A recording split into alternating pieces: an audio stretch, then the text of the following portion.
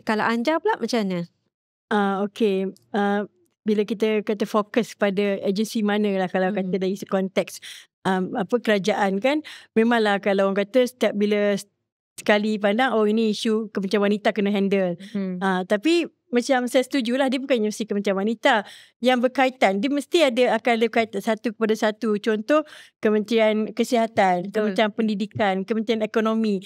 Dia akan masing-masing ada peranan dia, sebab bila dah tahu satu isu yang ketidakhadiran kat sekolah, bila high absenteeism affect kat sekolah, jabatan daerah pun macam mana, kenapa sekolah ni tinggi sangat ketidakhadiran, akan sampai ke kementerian juga. Bila kementerian juga, bila report tu hantar, apa menyebabkan, yelah antara punca-punca kurangnya kehadiran ke sekolah itu mungkin 0.5%, mungkin 5%, tetapi dia still contribute kepada percentage tu. Kat macam mana you nak cari orang kata solusi untuk mengurangkan that percentage tu kan. Jadi itu baru satu. Itu kalau Kementerian Pendidikan. Kalau macam kata wanita pula, dia lagi besar. Sebab macam kami, kita sekarang dah mula bergerak kepada macam mana kita boleh bantu untuk sponsorkan tolong wanita ke wanita, banduan wanita pula.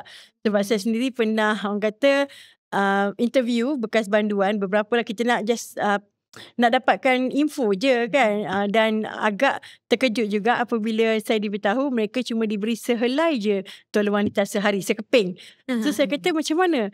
Dia kata semua orang sama, tetapi habis kalau banyak sangat, kalau dah terlalu tenat, dapatlah lagi satu. Tetapi yang saya kagum tu dengan bila kita desperate ni, dia akan jadi kreatif. Bila kreatif tu, dia orang kata dia buka pad tu, ada gulungan-gulungan kapas, dia akan gulung 5 keping. So sehari 5 gulungan kapas tu diguna sebagai tampon. Jadi ada juga yang basuh pad tu sendiri guna semula. Maksudnya esok dia guna, tak hygiene lah. tak hygiene. Jadi apa beza dengan yang fabric ini kan? Jadi antara yang kita akan laksanakan adalah mengenal pasti kita punya rakan-rakan orang kata impact partner lah. Contoh NGO mana yang boleh terlibat dengan wanita, banduan wanita. Stateless, macam baru ni saya ke Sempurna. Saya berkesempatan jugalah dengan community leader yang boleh bantu kami untuk akses wanita-wanita di stateless di Sempurna, di Tawau sana.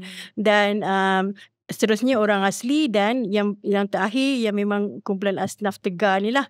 Jadi bagi saya bila kita ni turun ke grassroots ni, bila kita bawa information tu, harapan saya lah ataupun harapan aktivis-aktivis yang lain yang memang mungkinlah kita ni bawa suara 10 juta, tapi bila kita turun komuniti tu, kita dah orang kata dapatlah sedikit info, harap terimalah info tu. Orang yang membuat dasar tu, dia adalah data, dan mungkin macam Farahin kata, dia ada akses untuk hantar lagi pegawai dia untuk orang kata okey, yang ni kat Sabah ni Sarawak, cuba hantar 2, 3 kumpulan pergi ke Kedah, ataupun orang kata minta institusi pendidikan yang mana yang ada membuat fokus kepada isu kemiskinan haid ni, untuk orang kata ialah fund sedikit lah untuk dapatkan data. Kata ada data, macam mana yang nak buat polisi, sebab it takes time.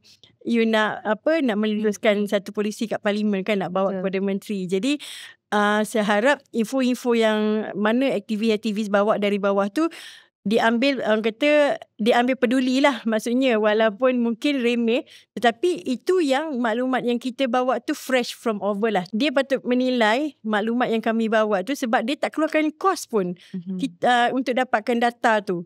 Mungkin dia boleh petikai dari segi tanya kami beberapa soalan, macam mana kami dapat data tu. Okey lah kan, at least kurang-kurangnya dia nak pun jaga bahagian dia lah juga, maksudnya nak tahu fakta tu betul ke, auta ke kan, data ke auta.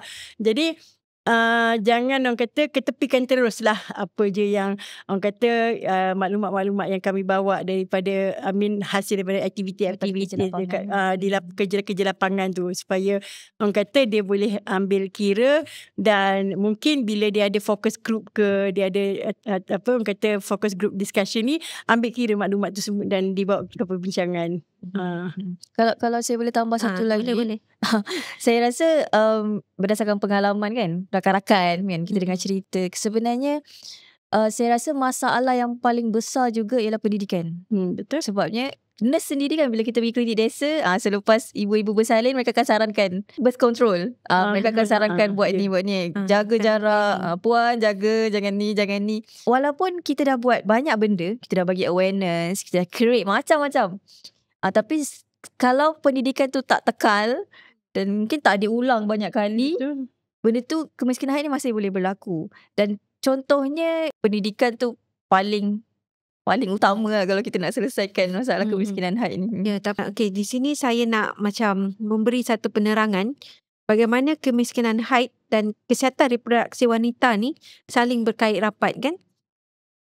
Dan biasanya kalau perempuan yang tidak menjaga ataupun tidak kepala wanita yang bersih dan masalah kesihatan reproduktif kan, yelah kita pakai benda yang kotor, memang kita rasa kita basuh bersih, jemur, tapi yelah zaman dulu mungkin terhadlah juga kepada sabun yang antibakteria kan. Itu juga memainkan peranan lah kepada kesihatan reproduksi kita. And then sesiapa yang tidak mampu untuk menguruskan haid mereka dengan betul, boleh juga mengalami gangguan kesihatan mental. Malu kawan-kawan tengok kenapa merah aja baju belakang tu kan. Dah kena, yelah masih kita kanak-kanak kan, kena ejek-ejek, kena gelak-gelak, dah rasa malu, tak nak bergaul kan. Dah kita pun ada withdrawal syndrome pula time tu kan. Lepas tu ni macam kanak-kanak yang tak pergi sekolah, dah cicir pendidikan. Dan perempuan-perempuan yang tak pergi kerja kerana tak mampu menguruskan haid, dah nanti bos marah pula. Kenapa asyik cuti je setiap bulan kan. Itulah antara kenapa masalah kemiskinan haid ni patut ditangani secara betul dan mesti ditangani secara serius. Benda ni adalah realiti, bukan saya saja perempuan ni macam, kan dulu ada ura-ura perempuan yang dapat haid, yang ada period cramp supaya diberi cuti setiap bulan kan. Lepas tu ada je lah mulut-mulut jahat yang kata, oh perempuan ni mengambil kesempatan nanti daripada cuti-cuti yang diberikan. Begitulah. Soalan macam mana dengan productivity lagi. So itulah macam terutamanya air bersih, sabun untuk mencuci diri masa haid ni, ini boleh menyebabkan masalah kebersihan yang serius lah kalau tidak ditangani dengan betul kan.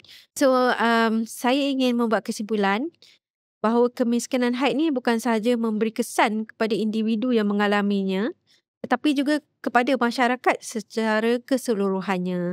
Utamanya impak kepada pendidikan, impak ekonomi, impak stigma dan diskriminasi ni, terutamanya yang memang very cultural punya, memang culture tu sangat ingrained lah dalam masyarakat itu kan.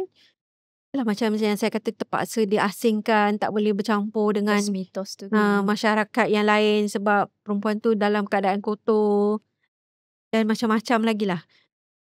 Okay, so untuk menangani masalah kemiskinan haid ni, dia memerlukan usaha bersama daripada pihak kerajaan, NGO dan masyarakat untuk memastikan akses yang lebih baik kepada produk kebersihan haid ni, dan juga pendidikan yang betul lah mengenai kesihatan menstruasi.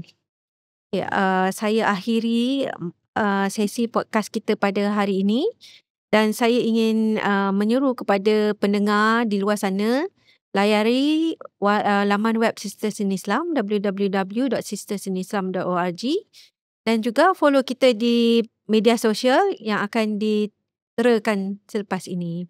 Okay, saya ucapkan terima kasih kepada Farahin dan juga Anja kerana sudi meluangkan masa berkongsi pengalaman, bercerita tentang masalah kemiskinan haid ini di Malaysia. Semoga kita berjumpa lagi di siri yang akan datang.